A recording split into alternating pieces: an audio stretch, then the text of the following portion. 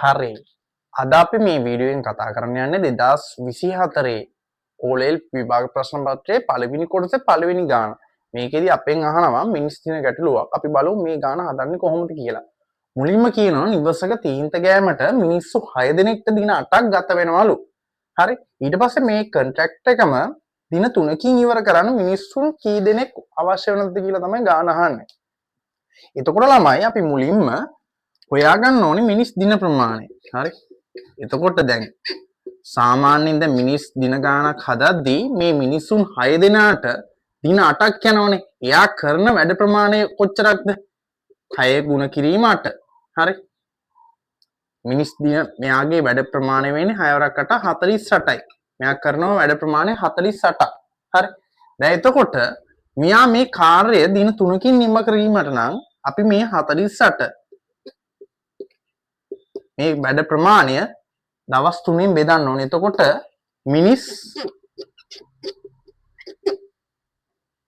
මිනිසුන් ගණන එනවා. මිනිසුන් 16 දෙනෙක් ඕනේ. දැනට කීයක් ඉන්නවද? මිනිසුන් 6 දෙනෙක් ඉන්නවනේ. මිනිස්සු 6 දෙනෙක් ඉන්නවා. දැන් තව ඕනේ අපිට මිනිස්සු 10 දෙනයි. වැඩිපුර අවශ්‍ය වෙන්නේ මිනිස්සු 6 දෙනයි. sorry 10 දෙනයි. උත්තරේ වෙන්නේ මිනිස්සු 10 දෙනයි.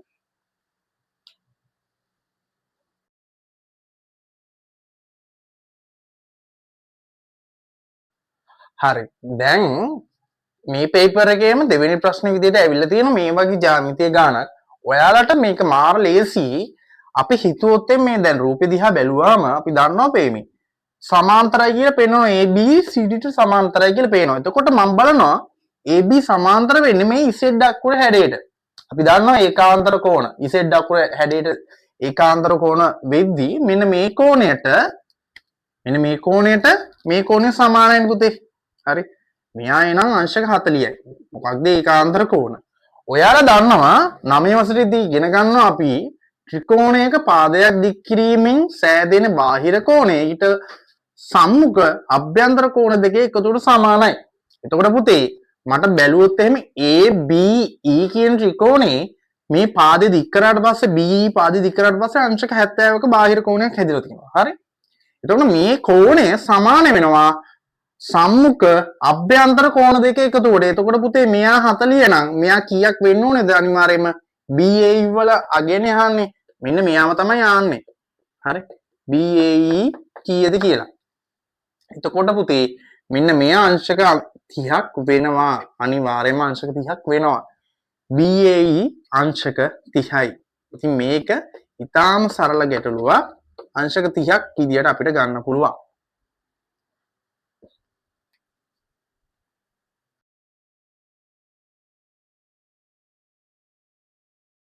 දැන් තුන්වෙනි ප්‍රශ්නේ විදියට ඇවිල්ලා තියෙනවා VG භාග සුළු කිරීම ගැටලුවක්. ඔයාලා දන්නවා VG භාගය සුළු කරද්දී දැන් මෙතන තියෙනවා භාග තුනක් එකට එකතු කරන්නයි අඩු කරන්නයි තියෙනවා. හරි.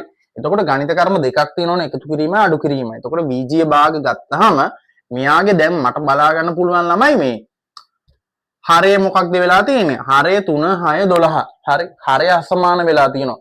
හරය අසමාන වෙලා තියෙනවා නම් ඕනෑම භාග සංඛ්‍යාවක් සුළු කරද්දී අපි ඒගොල්ලොන්ගේ හරයන් සමාන කරගන්න ඕනේ. ඉතින් ළමයි මෙතන මට ගන්න වෙන්නේ කුඩා පොදු ගුණාකාරයෙන් තමයි හරය සමාන කරගන්න වෙන්නේ. එතකොට කුඩා පොදු ගුණාකාරය ගන්න ඕනේ මම 3x වලයි 6x වලයි 12x වලයි. එතකොට 3යි 6යි කුඩා පොදු ගුණාකාරය ගත්තොත් එහෙම මම මේ විදියට ගත්තොත් එහෙම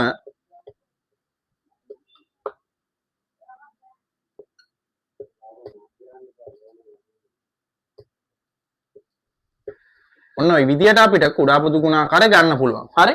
එතකොට කුඩා පොදු ගුණාකාරය වෙන්නේ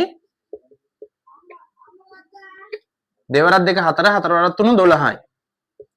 කුඩා පොදු ගුණාකාරය 12යි. මෙතන VG පදවල කුඩා පොදු ගුණාකාරය x. එතකොට ළමයි මට පොදු හරය විදියට ගන්න පුළුවන් 12x. හරි. 12x ගන්න පුළුවන් පොදු හරය විදියට. එතකොට මට බලන්න ඕනේ 3x 12x වෙන කීයෙන්ද ගුණ වෙන්න ඕනේ? මෙයාගේ හරය සමාන කරගන්න ඕනේ. එතකොට මෙයා 3x මෙයා 12x කරගන්න නම් මෙයා කීයෙන්ද ගුණ වෙන්න ඕනේ? 4. එහෙනම් යටට කරපු දේම අපි උඩටත් කරන්න ඕනේ භාග සංඛ්‍යාවලදී අනිවාර්යයෙන්ම 4 වරක් 2 8යි. එකතු කිරීම මෙයාගේ දෙකෙන් ගුණ වෙන්න ඕනේ. දෙවරක් 5 10යි. මෙයාගේ එකෙන් ගුණ වෙන්න ඕනේ 10යි 8යි 18යි 18න් 7ක් අඩු වුණාම 11යි 11 බෙදීම 12x කියලා අපිට පිළිතුරු විදියට ගන්න පුළුවන්.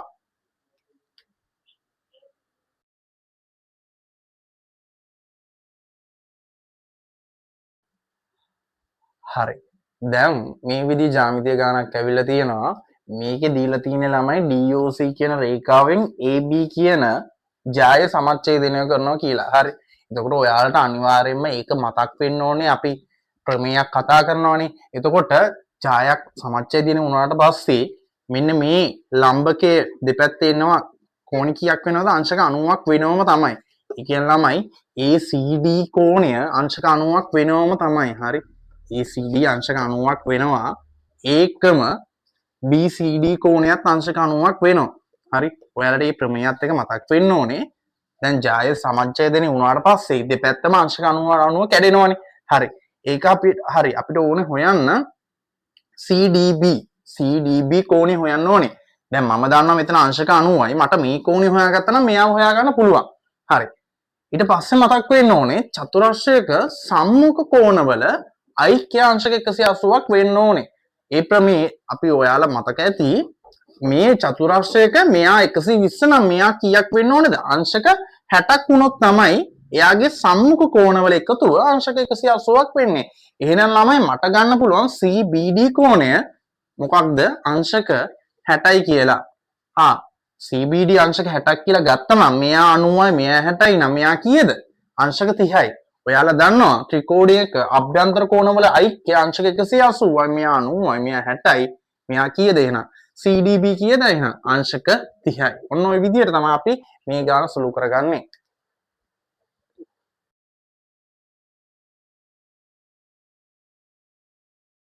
මේ දැන් අපිට ගානත් ඇවිල්ලා තියෙනවා මෙතන තියෙන සාධක වෙන් කරන්න. අපි ඔයාලා දැනගන්න ඕන ළමයි මේ සාධක වෙන් කරන්න තියෙද්දි ගානක එයාලට පොදු සාධක තියෙනවා නම් මුලින්ම ඉවත් කරගන්න ඕනේ.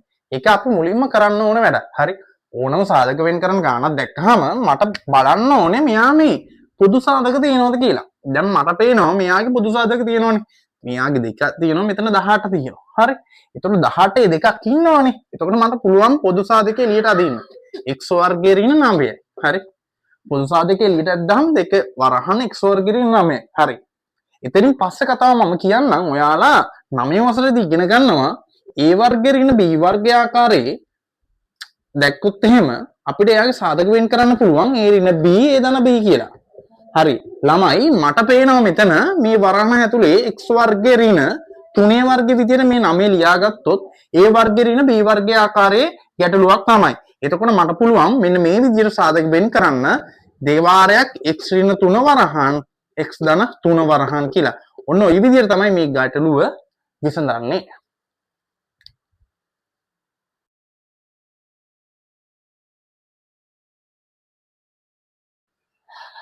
මේ වගේ ගානක් ඇවිල්ලා තියෙනවා මේ පේපර් එකේ. ඇත්තටම මේක ලේසි. මේක 9 වසරේ ගානක්. හරි. එතකොට ඔයාලට මතක් වෙන්න ඕනේ දැන් මොකක්ද අපි මුලින්ම කරන්න කියලා නේද? එතකොට අපිට ලියා ගන්න පුළුවන් 3x වර්ගයේ ගුණ කිරීම 2y. ඒක සාමාන්‍ය විදිහට ලියා ගන්න. හැබැයි ළමයි අපි දන්න බෙදීම 8xy කියන එක මට ලියා ගන්න පුළුවන් පරස්පරය. මේ 8xy වල පරස්පරය වෙන එක බෙදීම 8xy. ගුණ කිරීමක් විදිහට ලියා ගන්න පුළුවන් අපිට බෙදීමක්. දැන් ඔක්කොම ගුණ කිරීමක් තියෙන. හරි. ලේසි සුළු කරන්න. උඩ සෙට් එකකින් නම් 3x වර්ගයේ 2y යට සෙට් එකකින් නම් 8xy. මට පුළුවන් මේ y-ට මේ y කපන්න.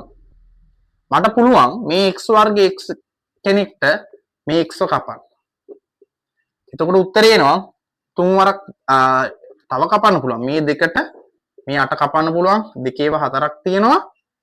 එතකොට උත්තරේ එනවා 3x බෙදීම 4යි කියලා. ඔන්න ඔය විදිහට මේ ගාන තා ඉක්මනින් සුළු කරගන්න පුළුවන්.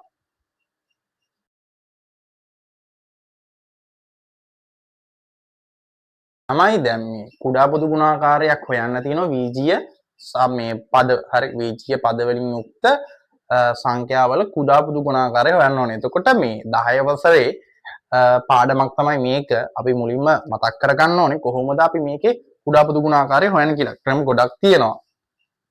මම කියලා දෙන්නම් ඔයාලට මේ අපි මෙයාලගේ ප්‍රථමක සාධක ඇසුරෙන් ලියාගෙන කුඩා පුදු ගුණාකාරය හොයන්නේ කොහොමද කියලා. එතකොට 6x වර්ගය ගත්තාම 6x වර්ගයේ කුඩා පුදු ගුණාකාරය මට ප්‍රථමක සාධක ඇසුරෙන් ලියන්න පුළුවන්.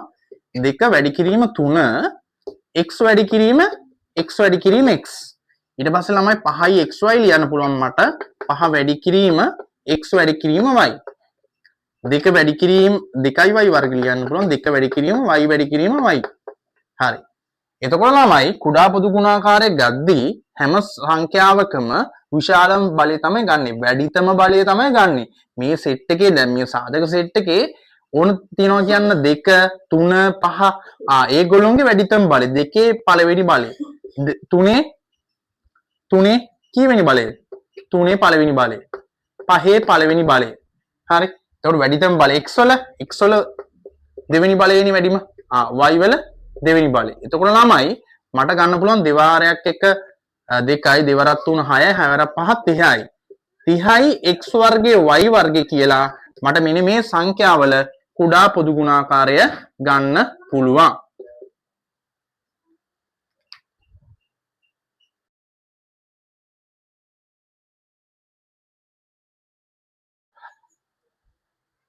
හරි. දැන් ළමයි මේ තියෙන්නේ කාර්යසීය තලයක් ඇසුරෙන් අපිට තියෙනවා මේ ලක්ෂ දෙකක් දීලා ඒ ලක්ෂ දෙක හරහා යන රේඛාවේ සමීකරණය හොයන්න. අපි දන්නවා සරල රේඛාවක දැන් යන සාධාරණ සමීකරණය තමයි y mx ධන c ආකාරයේ සමීකරණයක් යන්නේ. එතකොට මේ ආකාරයේ සමීකරණයක් තියෙන රේඛාවක් තමයි යන්නේ. එතකොට ලක්ෂ දෙක දීලා තියෙනවා. ලක්ෂ දෙක දීලා තියෙන්නේ 4,6 6,9. ඔයාලා දන්නවා මේ ලක්ෂ නම් කරන්නේ කොහොමද? මේ ලක්ෂ වෙන්නේ x, මේ y, මේ x වල, මේ y වල. මම දාගන්න ළමයි x1 y1, x2 y2 කියලා. හරි. එතකොට ළමයි මට පුළුවන් මෙන්න මේ m අනුක්‍රමණය හොයන්න m සමානයි y ඛණ්ඩාංක දෙකේ වෙනස බෙදීම x ඛණ්ඩාංක දෙකේ වෙනස. y ඛණ්ඩාංක දෙකේ වෙනස ගන්න y2 ඍණ y1 බෙදීම x2 ඍණ x1. y2 වෙන්නේ 9, y1 වෙන්නේ 6, x2 වෙන්නේ 6, x1 වෙන්නේ 4. ළමයි එනවා 3 බෙදීම 2ක් කියලා. අනුක්‍රමණය 3 බෙදීම 2යි. m සමානයි 3 බෙදීම 2යි.